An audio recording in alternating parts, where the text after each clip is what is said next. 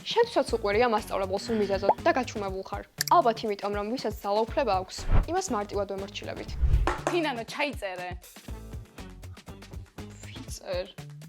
და რატომ ხდება ასე? ამის გასაგებად სტენფორდის ციხის ექსპერიმენტზე მოგიყვები.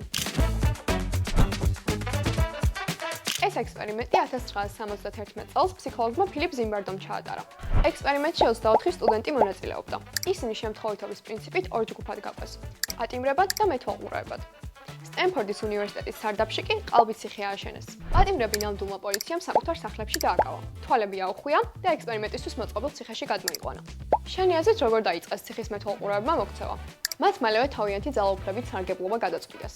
ისინი უფრო და უფრო აგრესიულები ხდებოდნენ. პატიმრებს ამცირებდნენ და სჭიდნენ. პატიმრები კი უფრო და უფრო დეპრესიულები და პასიურები გახდნენ. სიტუაცია იმდენად დაიძაბა, რომ ექსპერიმენტი 2 კვირის მაგივრად 6 დღეში შეწყდა. იმის მიუხედავად, რომ ეს ადამიანები შემთხვევით მორგებულ როლს ასრულებდნენ, მაინც ზესტიკით გამოირჩეოდნენ და არავის ინდობდნენ. მხოლოდ და მხოლოდ იმიტომ, რომ ძალაუფლება მათ ხელში აღმოჩნდა. არა და არც პატიმრებს ჰქონდათ რაიმე დანაშაული ჩადენილი და არც მეთვალყურეებს რეალური სტატუსი.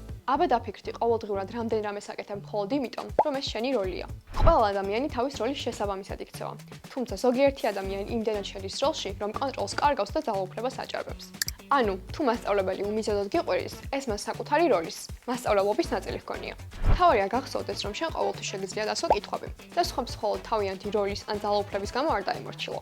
თუ სტენფორდის ციხის ექსპერიმენტმა დაგაინტერესა, გირჩევ Netflix-ის 2015 წელს გადაღებულ ფილმს ამავე სახელწოდებით. თუ მეტი ასეთი ვიდეოს ნახვა გინდა, არ დაგავიწყდეს 22 გრადუსის არხის გამოწერა.